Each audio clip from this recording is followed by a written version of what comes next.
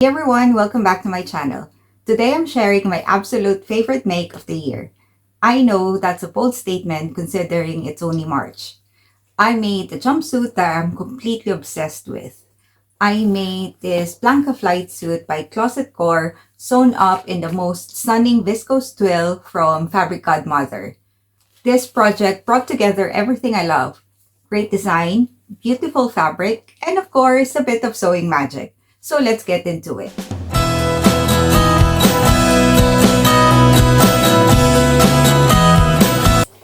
First up, let's talk about the pattern. The Blanca Flight Suit is a semi-fitted, highly customizable boiler suit pattern inspired by vintage workwear.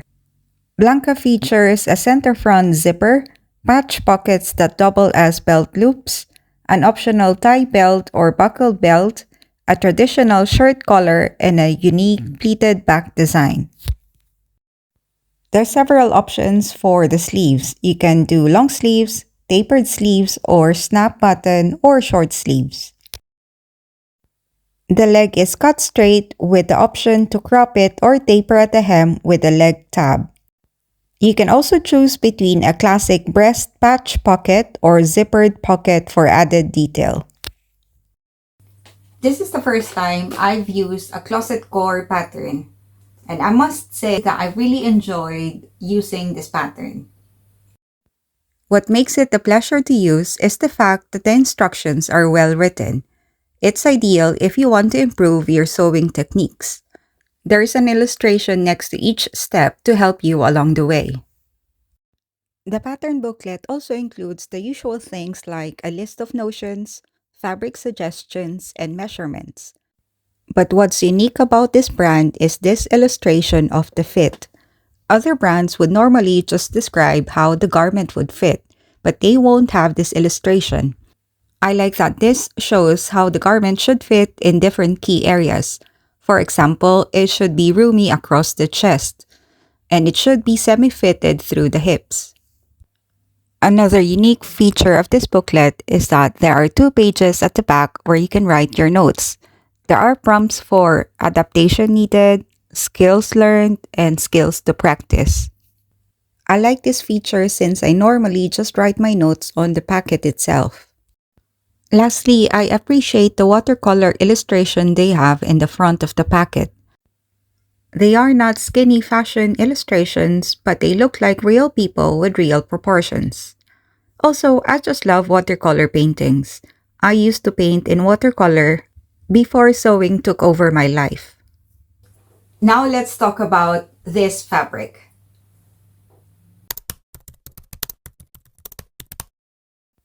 This fabric is called Halo, and I bought it from the Fabric Godmother.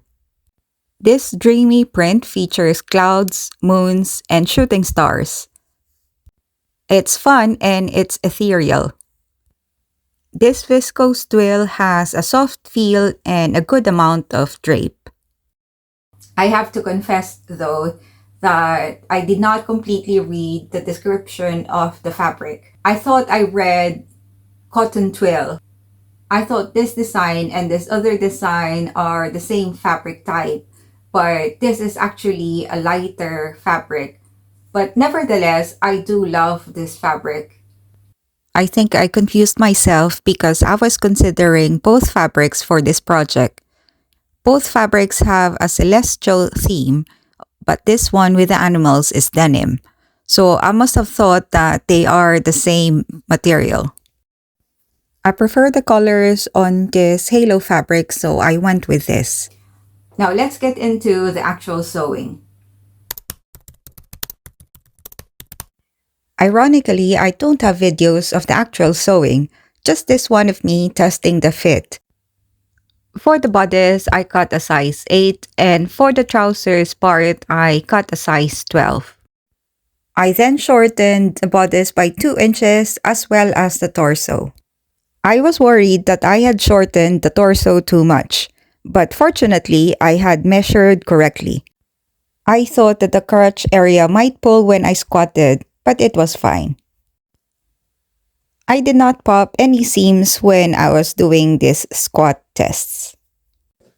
I also tapered the legs slightly. It's a true size 12 around the hips, but just before the knees, I trimmed it down to a size 10. So the legs are not quite tapered and not too straight or baggy.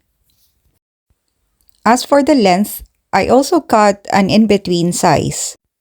I cut somewhere in between where the pattern says cut here for a cropped leg and cut here for a full length legs.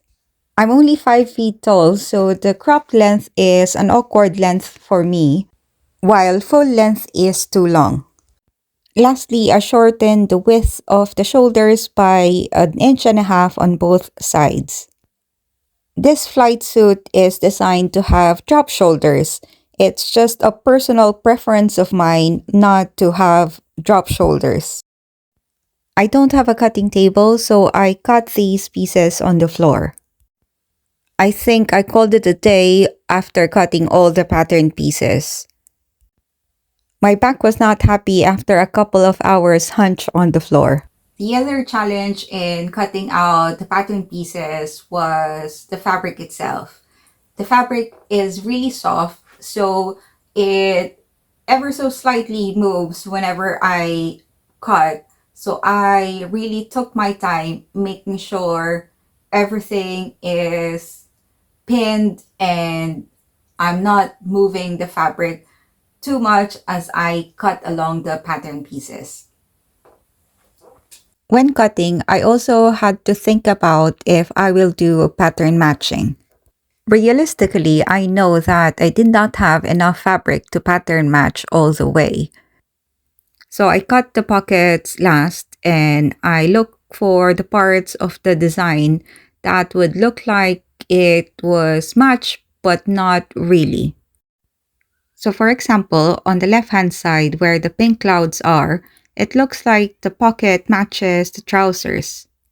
However, on the right side, you can see that the mint clouds do not match at all. As much as I love the design of this fabric, I did not think it was worthwhile buying an extra 0.5 meter just to pattern match.